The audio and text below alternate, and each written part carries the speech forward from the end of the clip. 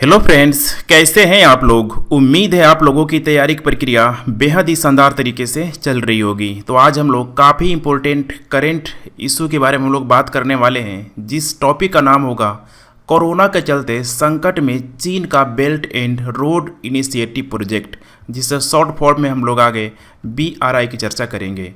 तो हम लोग यहाँ पे देखने का प्रयास करेंगे कि किस प्रकार से कोरोना के बढ़ते वैश्विक प्रभाव को अगर देखा जाए तो कहीं न कहीं belt and road initiative project ने भी इसमें इम्पोर्टेंट भूमिका निभाई है कोरोना को फैलाने में। तो जब इम्पोर्टेंट भूमिका जब निभाई है तो स्वाभाविक सी बात है कि इसमें अंतर्राष्ट्रीय प्रेशर जो होगा बेल्ट एंड रोड इनिशिएटिव पे भी पड़ेगा ही पड़ेगा। इसीलिए इसके कई आयाम हो सकते हैं कि पूरे विश्व पे इसका क्या प्रभाव पड़ सकता है, भारत पे क्या प्रभाव पड़ सकता है। पूरा का पूरा एक डिटेल एनालिसिस है, हम लोग फ्लो चार्ट के माध्यम से करने वाले हैं। तो चलिए हम लोग क्लास को शुरू करते हैं। नए लोग हैं तो चैनल को प्लीज़ सब्सक्राइब कर लीजिए। PDF के लिए टेलीग्राम ग्रुप को ज्वाइन करना मत भूलिए। यहाँ पे आप ज्वाइन कर सकते हैं, नीचे आपको डिस्क्रिप्शन बॉक्स में इसका लिंक भी मिल जाएगा। तो यहाँ पे हम लोग जो चर्चा करने वाले हैं, सबसे पहले बात करेंगे भूमिका की, उसके बाद क्या है BRI, इसका भी हम लोग चर्चा करेंगे।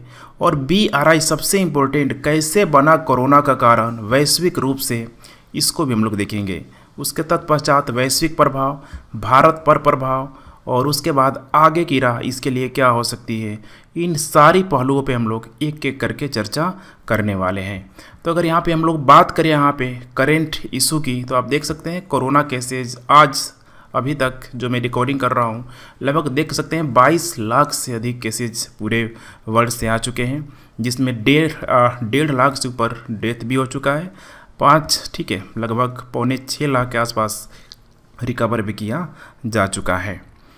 अगर हम लोग देखिए यहाँ पे बात करें अगर भूमिका की, तो वर्तमान में विश्व की लगभग सभी अर्थव्यवस्थाएं बंद अर्थव्यवस्था की अवधारणा से आगे बढ़कर लॉकडाउन की स्थिति में जा चुकी है। अब लॉकडाउन क्या है मुझे बताने की ज़रूरत नहीं है। सिंपल अगर देखा जाए लॉकडाउन में तो किसी कारणवश महामारी हो सकता है, आपदा की स्थिति में कोई राष्ट्र अन्य राष्ट्रों के साथ ही अपने राष्ट्र की सीमाओं के भीतर आर्थिक संव्यवहारों पर पूरी तरीके से ब्लॉकेज कर देता है, प्रतिबंध कर देता है, ताकि उस आपदा या महामारी के प्रसार को विशेष स्थान तक सीमित करके उसे कंट्रोल किया जा सके। यही पूरी तरीके से लॉकडाउन होता है। तो लॉकडाउन में यही प्रक्रिया को पूरा विश्व कहीं न कहीं यहाँ पे अपना रहा है।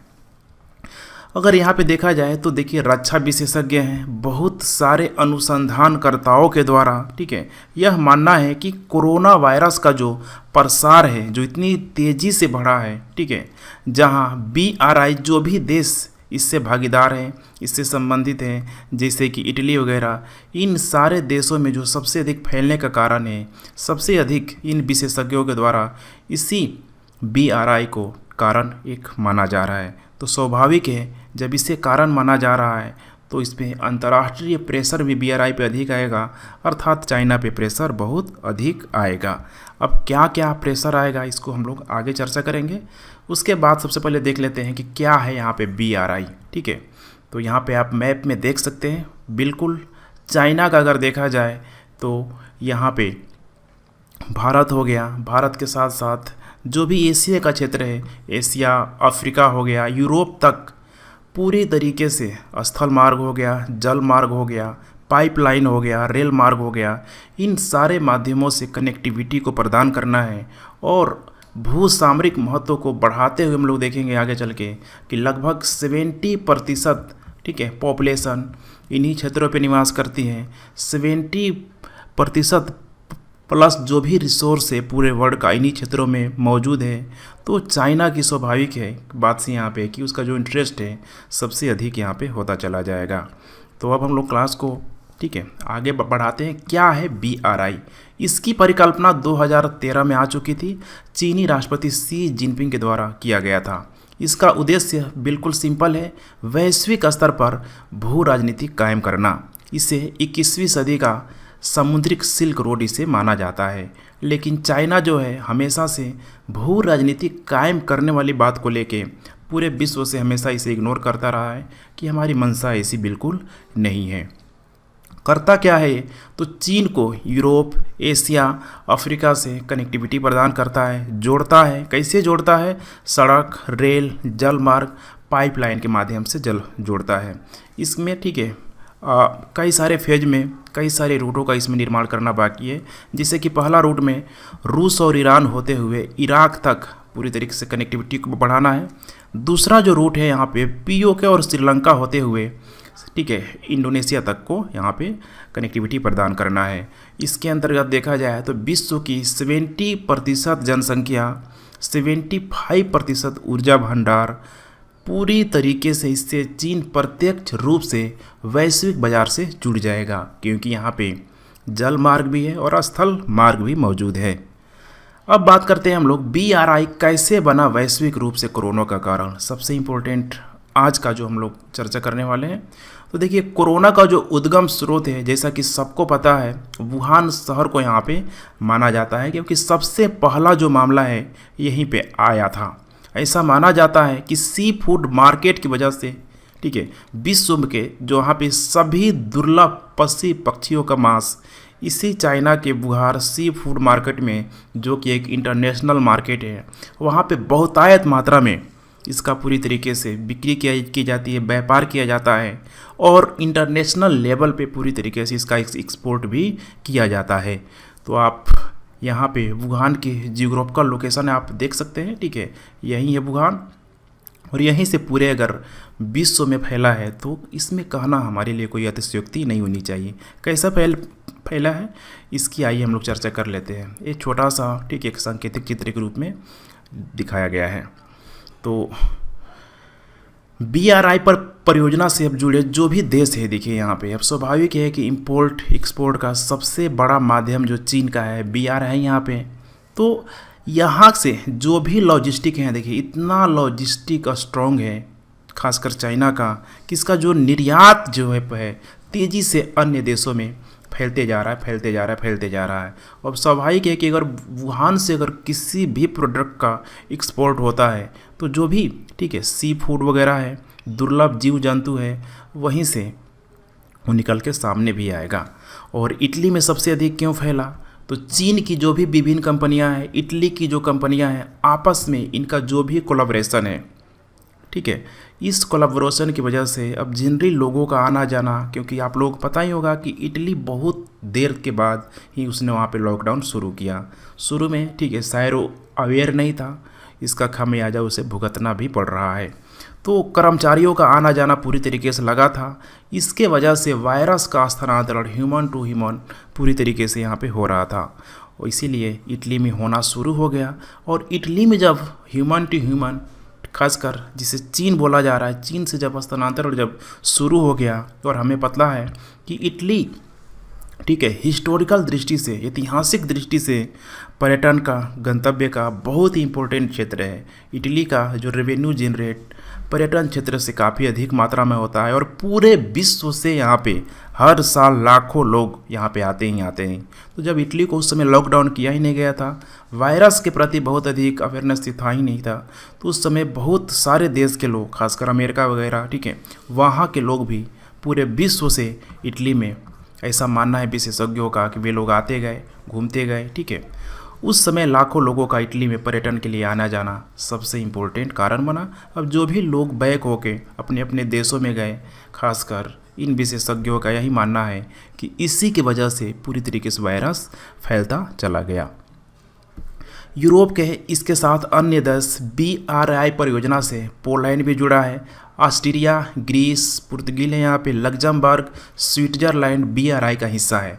अब BRI हिस्सा का जब भी अगर मैं बात करूँ तो आप समझ जाइए यहाँ पे कि इंपोर्ट एक्सपोर्ट का मसला यहाँ पे बनेगा ही बनेगा। और इस परिस्थिति में अगर चीनी वायरस ही है जिसे आम धारणा एक बन गई है, बोला जा रहा है, तो इसका भी कहीं न कहीं स्थानांतरण होगा ही होगा। ईरान में क्या है यहाँ पे? तो अमेरिका के आर्थिक प्रतिबंधों की वजह से अब ईरान को एक पार्टनर की तलाश थी और वो पार्टनर चीन मिल गया। तो ईरान ने चीन को पूरी तरीके से निवेश को बढ़ावा देना शुरू कर दिया कि चीन के लोग आए यहाँ पे निवेश करें। इंफ्रास्ट्रक्चर हो गया, ठीक है, जो भी बुनियादी ढांचा और संरचना है वहाँ पे विकास किया जाने लगा। और इस संदर्भ में देखा जाए तो लगभग 2000 मील लंबे रेल ट्रैक का जो निर्माण है चीन, तेहरान, तुर्की को जो कनेक्टिविटी करने वाली थी, अब बहुत सारे चीनी कर्मचारियों का ईरान में भी आना जाना लगा हुआ था। तो ये भी एक कारण माना जा रहा है कि इसके वजह से ईरान में पूरी तरीके से फैलना शुरू हो गया। इसके अलावा एशिया हो गया, अफ्रीका हो गया, क्योंकि अफ्रीका में भी अब कुछ कुछ केसेज आने लगे हैं। तो बहुत से देश यहाँ पे BRI का हिस्सा बनते चले गए हैं, जिसकी वजह से वस्तुओं का इंपोर्ट एक्सपोर्ट पूरी तरीके से जारी था। भारत की अगर बात करें तो सबसे पहले आपको ध्यान होगा कि जो केरला में जो पाया गया कोरोना, प्रथम 3 कोरोना संक्रमित रोगी चीन के वुहान शहर से ही आए हुए थे। तो अब आप इससे भी कोरिलेट कर सकते हैं कि भारत में भी जो सबसे पहले जो केसेज आया चीन से ही आया। ठीक है, इसके अलावा भारत ने भी थोड़ा सा तो देर किया ही थी, ठीक है, लॉकडाउन को कंट्रोल करने के लिए। खासकर इंटरनेशनल जो भी यहाँ पे टूरिज्म को प्रमोट किया जा रहे हैं लोग कई सारे देशों से, ठीक है, भारत में भी आ ही रहे थे।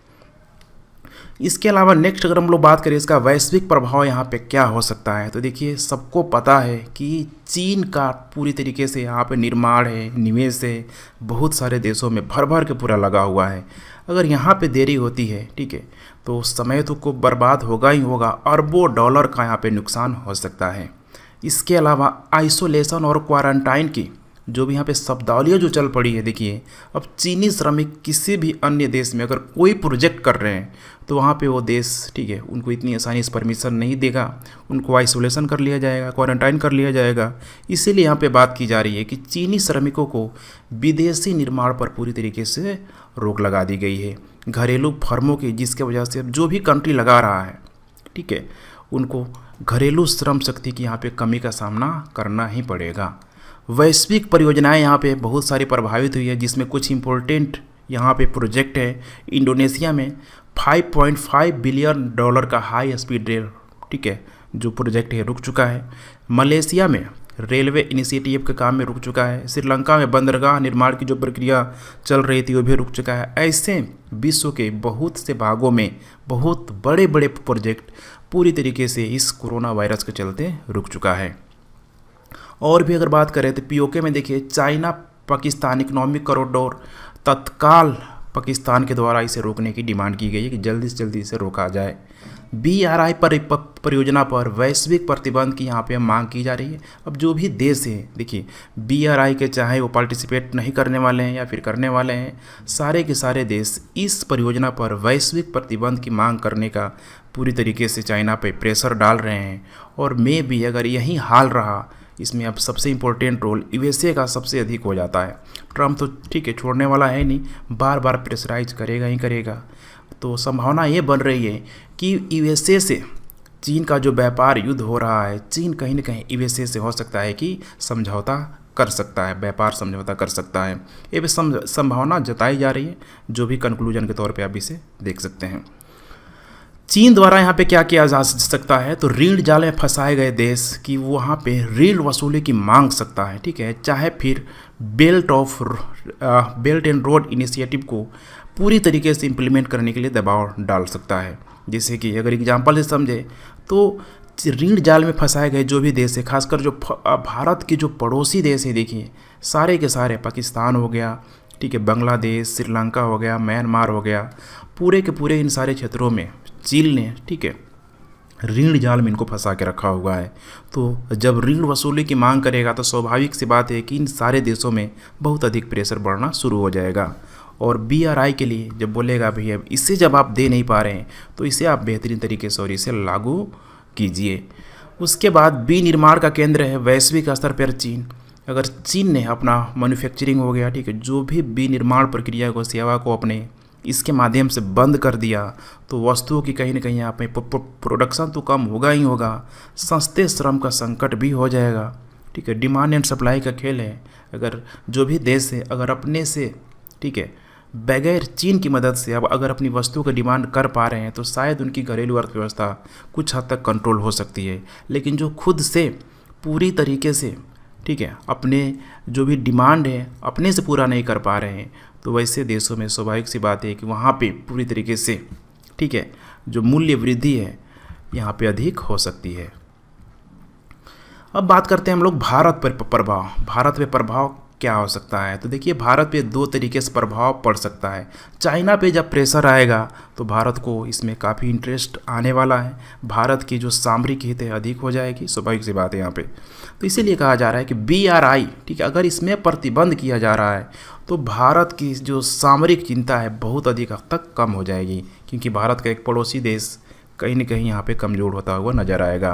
और इस संदर्भ में भारत चाइना का स्थान ले सकता है। भारत विश्व के समक्ष स्वयं को विनिर्माण के रूप में स्थापित कर सकता है। हालांकि कहना इतना आसान नहीं है, लेकिन प्रेडिक्शन के तौर पे जब भी आप आंसर राइटिंग करेंगे, अभी जो भी खेल चल रहा है संभावनाओं का चल रहा है, तो आप इस पॉइंट को जरूर यूज कीजिए।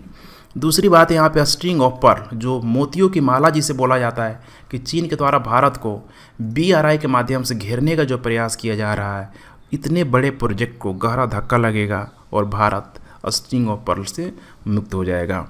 इसके अलावा भारत के जो पड़ोसी देश हैं, अगर ऋण चुकाने में अगर असफल होते हैं तो चीन इन्हें उपनिवेश की तरह ट्रीट करने लगेगा। अगर चीन इन्हें उपनिवेश की तरह ट्रीट करेगा, समझिए यहाँ पे बांग्लादेश है, श्रीलंका है, मालदीव है, पाकिस्तान है, जो भी पड़ोसी देश हैं, तो यहाँ पे चीन का वर्चस्व बढ़ जाएगा। इसके वजह से भारत को चुनौती भी मिलने की संभावना अधिक हो जाएगी। आगे की राह में हम देखते हैं कि अब इसका सॉल्यूशन क्या है यहाँ पे। तो अभी तो फिलहाल यही है कि सभी देशों को एक साथ वैश्विक महामारी के खिलाफ पूरी तरीके से एकजुट होना है, पूरी तरीके से ट्रेड को किनारे रख के, ठीक है, जो भी स्वार्थ हित से ऊपर उठ के पूरे विश्व के कल्याण के बारे में सोचना पड़ेगा। चीन द्वारा इस पर अध्ययन जो भी यहाँ पे किया जा रहा है उसको WHO से शेयर करें। काफ़ी चीन और WHO के, ठीक है, मिली भगत को लेकर ट्रंप काफ़ी कुछ बोलते हुए नज़र आ रहा है, ठीक है।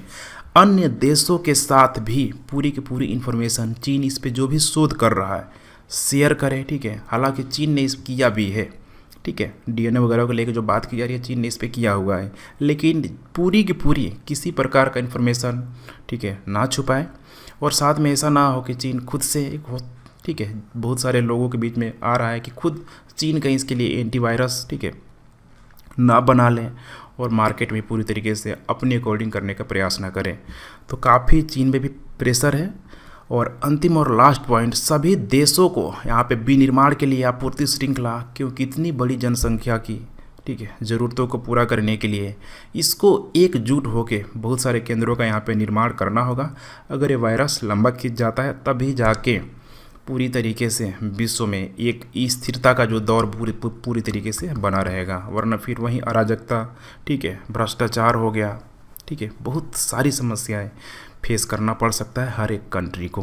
तो पूरा का पूरा फ्रेंड्स यही था हमारे व्यू से, एग्ज़ाम के व्यू से पूरे का पूरा जो एनालिसिस था क्रिस्टल क्लियर आप लोगों के सामने मैंने शेयर कर दिया। अगर लेक्चर से रिलेटेड कोई भी समस्या आती है नीचे आप लोग कमेंट करें, आपका कोई सुझाव है तो नीचे कमेंट ज़रूर करें। And thanks for watching it. God bless you.